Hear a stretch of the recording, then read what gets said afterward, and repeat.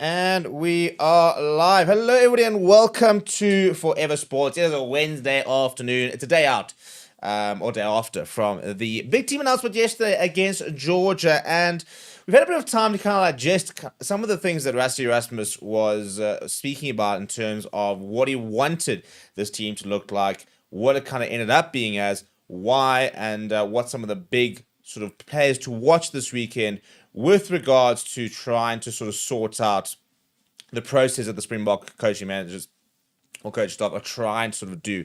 And that's obviously get us to basically playing our best rugby as quickly as possible whilst picking up some trophies along the way to try and compete and win the World Cup in 2027. We all know that's the overarching goal. The question is, what can we achieve on the journey? And what does that journey look like with regards to what do the players look like? What does the player load look like? And I mean, Rassie Erasmus spoke yesterday very interestingly about managing player load to ensure that certain players do get to the next World Cup. Because it's an interesting sort of catch-22 you kind of find yourself in. If you look at, let's say, Peter the Toy, he's 32 years old. He's not old. He's not, in his early 20s, mid sort of 20s. And he'll be 34 the next World Cup, which again is not old at all. However, he has had lots of injuries during his career and during his time with the Springboks. Now, that means that you've got to make sure you manage him very carefully because Peter the Toy, as you saw last year, is the best player in the world currently. And you'd want to have something like that in your World Cup squad. Yeah, and the thing about Peter the Toy, even if he's not the absolute best version of Peter the Toy, he's probably still better than 90% of players in a World Cup, for example. He is that good. The problem is you've got to try and find a way to keep him at that level going into the World Cup. And that's not to say that means, you just don't play people and you give them a free ride, but it's about weighing up the workload in order to make sure that they consistently produce the level of performance that we need from them. And if it means that playing a little bit less means that they can continuously produce that performance in a World Cup, in a World Cup final, then that's obviously what we want to try and do and what we have to try and do.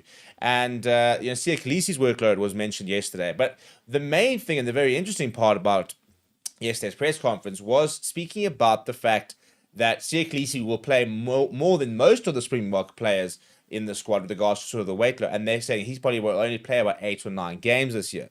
So we've already seen how something like Alert Diago has only played one test from 3 and 1 from 4 2 from 4 games so far in the season. Now, again, he's probably something that'll play maybe 8 or 9 games. So there's going to basically be rotation throughout the rest of the year. So we are likely to see rotation against Australia. We are likely to see rotation against Argentina as well. And we'll probably see what we consider our 2 strongest teams in New Zealand. That won't necessarily be the same team 2 weeks in a row, but I think we'll likely see a selection of about 30-odd players, which are considered our best and strongest players to try and beat New Zealand. We'll probably see similar type of situation against an Iron and against France at the end of the year. Those 4 games are the 4 big games.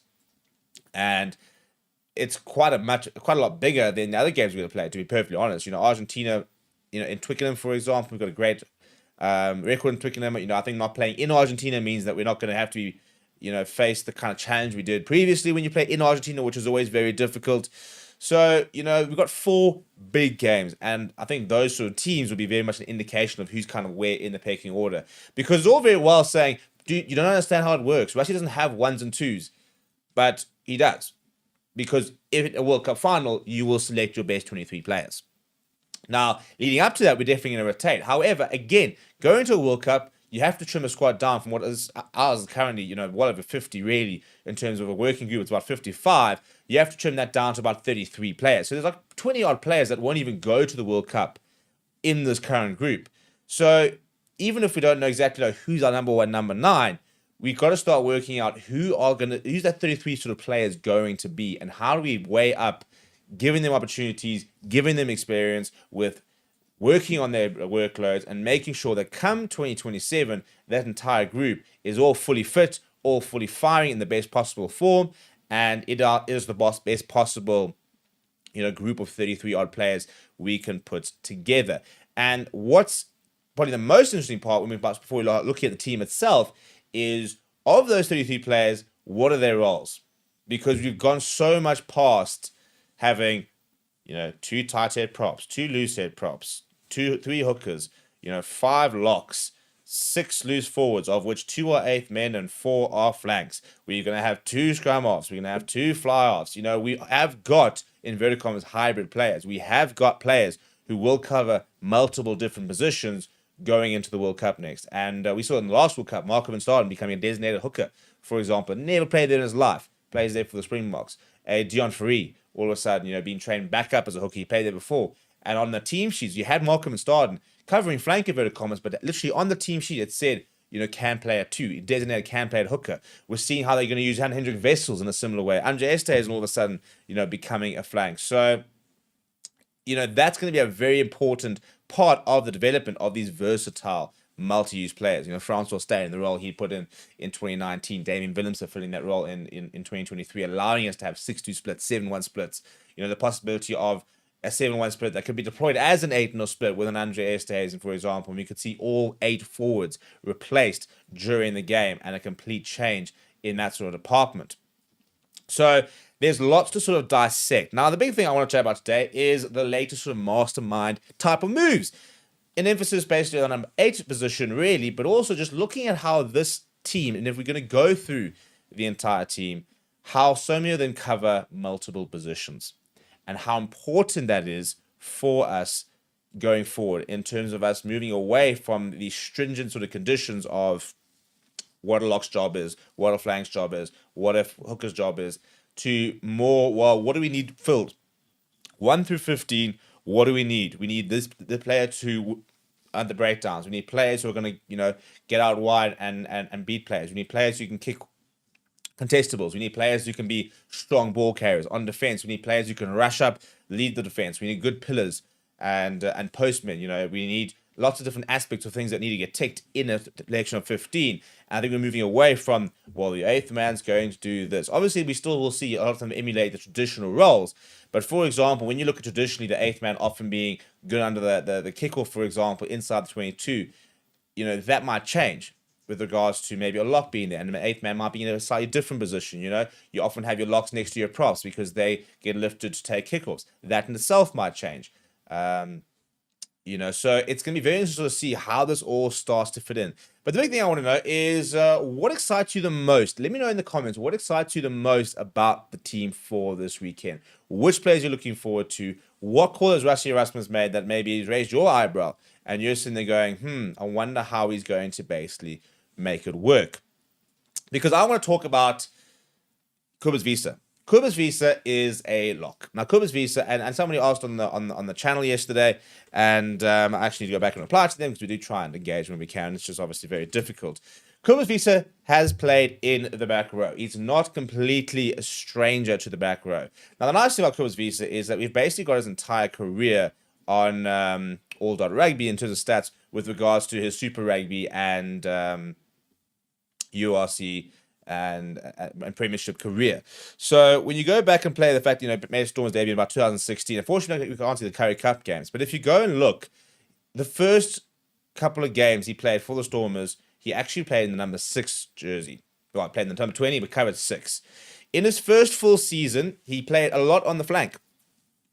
He actually only started in the number 4 jersey in the final 2 games of the Super Rugby season back in 17-18.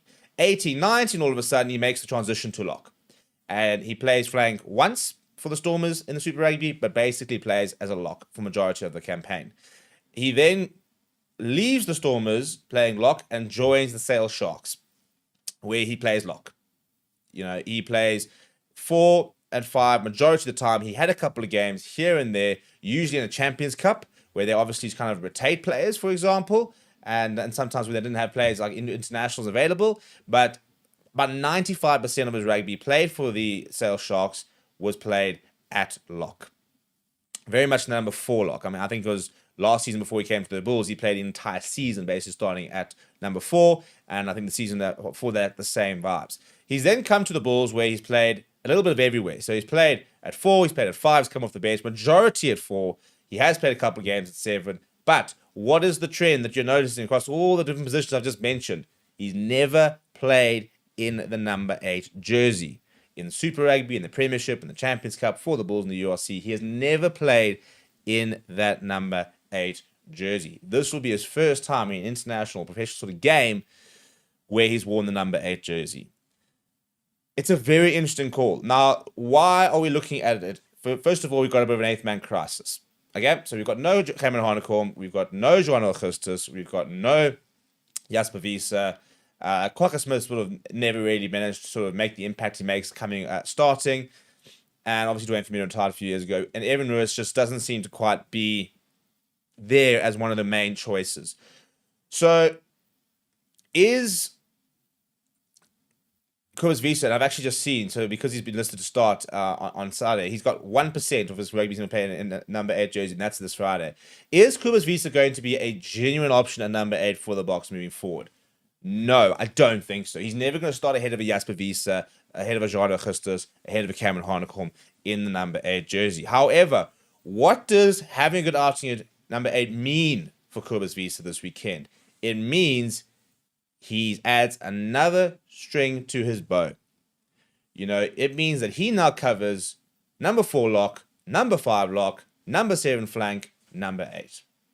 He can cover potentially 4 different positions. So think of what that means from a bomb squad point of view. You know, if you're putting him as one of your locks, inverted commas, on the bench, you're sitting there saying he can also cover flank as well as 8th man. Much like a Franco Moster can cover, 4, 5, 7. Peter Stephen Toy can cover 4, 5, 7. Now Cobus Wiese covers 4, 5, 7, 8. Kwagga Smith covers 6, 7, 8. Vincent Tuka covers 4 and 7. Siya Kolisi covers 6 and potentially 8, but pretty much a 6 on his own. But, your players like a Ruan Nokia, 5 and 7. Cameron Hanekom, 6 and 8. So that, I think, is a big part of it. It's not about him being a starting number 8 for us moving forward. It's about him being an option at 8.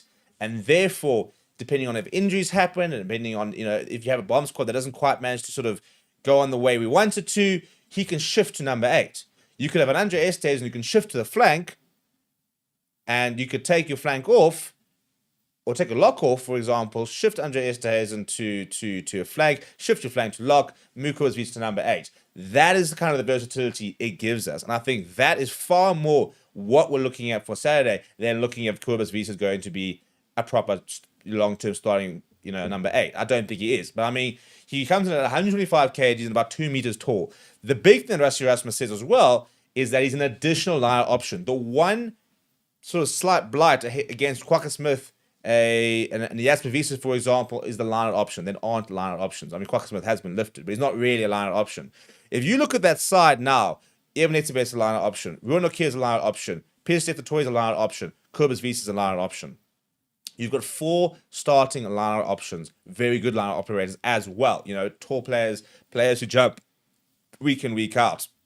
Peter Stephen Toy wasn't originally number 5. So these players have all been involved in lines works and in key parts of lines for a long time. You've now got 4 genuine line-out options. And that's going to be huge. And I think that's the biggest sort of maybe one of the major parts we lose. If you play a Jasper Wiese, for example, what we've lost from like a Dwayne Vermeulen is that line option. He covers pretty much everything else. Big ball carrier. He's become very solid under the high ball. Maybe he is a breakdown threat. Maybe not quite a Dwayne Vermeulen breakdown threat, but Dwayne Vermeulen was a freak. He really was a freak. He was good at the breakdown, reliable under the high ball. He was a really good defender, big ball carrier, and a great line option. He was one of the most complete number 8s we've probably ever seen play for the Springboks and probably play international rugby, to be honest. We won't really see his type again, I don't think. I think that Cameron Hanekom is maybe close to it, but I still think he needs to work a bit on his line operating, and obviously is still quite new to the game. But he is obviously the most exciting prospect. All your other number 8s, you kind of compromise with something along the lines. Now, Cobus Wiese, I think the big sort of question mark will be, does he have the pace? Does he have the mobility to play in number 8? Can he get around the park as fast as, the loose forward, stuff like that? Because Jasper Wiese is quite quick around the park. Kwagga Smith's obviously electric. Evan Lewis or Cameron Hanekom's very quick players. You have to be quite quick to be a loose forward. Now, he has played in the number 7 jersey, so it's not like he's completely new to playing in the loose trio. But number 8's a whole different story. And what will be interesting is, will he fulfill your traditional number 8 roles within the Springboks, or will he maybe actually sort of see different roles being distributed amongst the other loose forwards in order to accommodate him? But again, we talk about the mastermind of Rassie Erasmus, the value he could potentially bring this side. If you take him to a World Cup, let's say you take him ahead of like a We took 5 locks last time. We took Marvin Orie as head of Leo Diaga's place, and we took Jean Klein as well. So we took 5 locks to the last World Cup.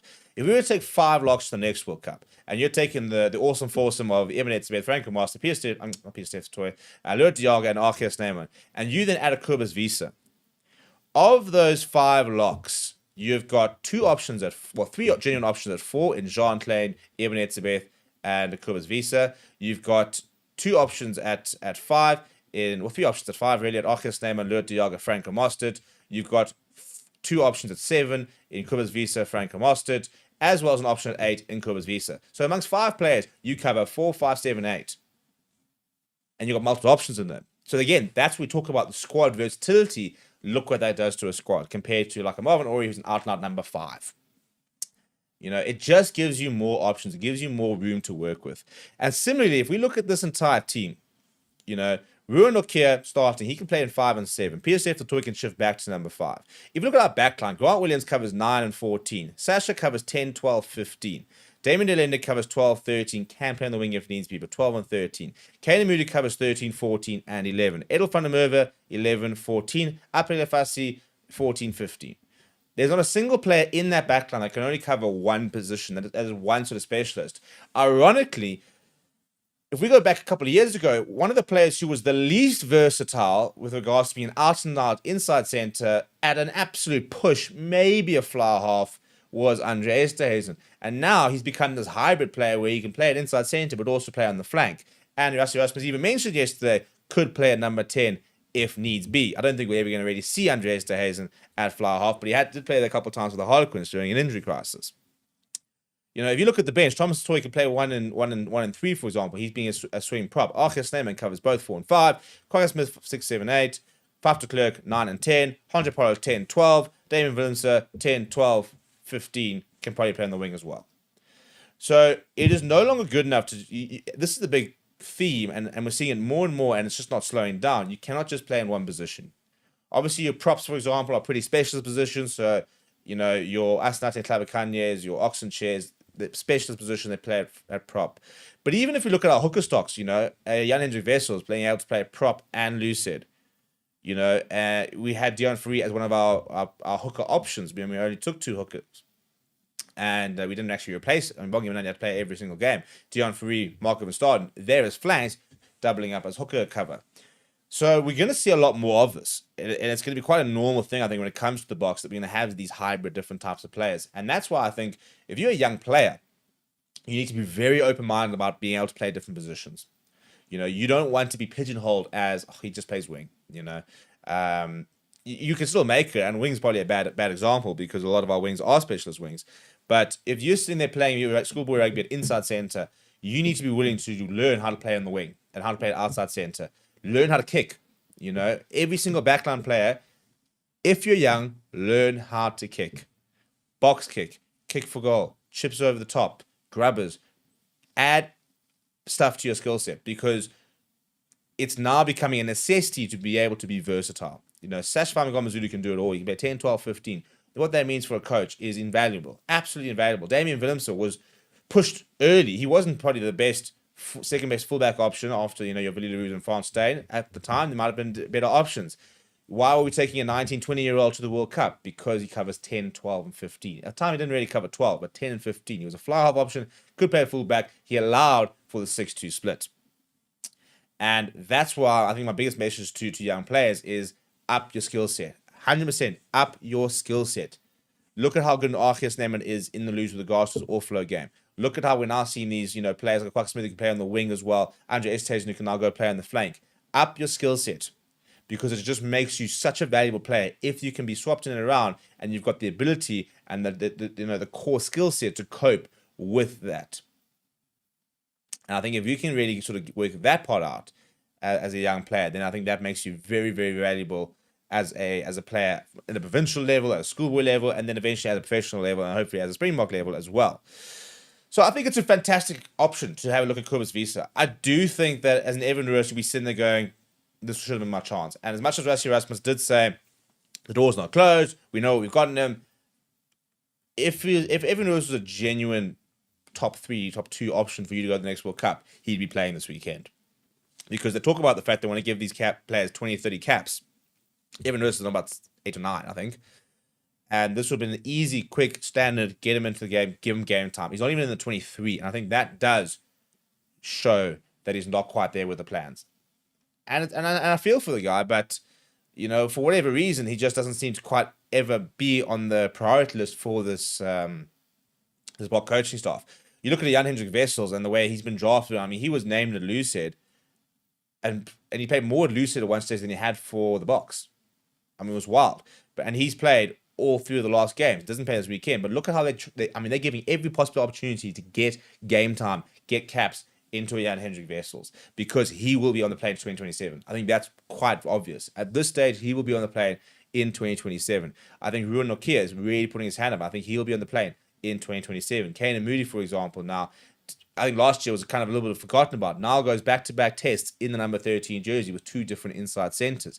That shows you how important he's going to be moving forward. Apele Fassi, 2 years ago, was not even the Bok plans. Now he's pretty indispensable to the Boks.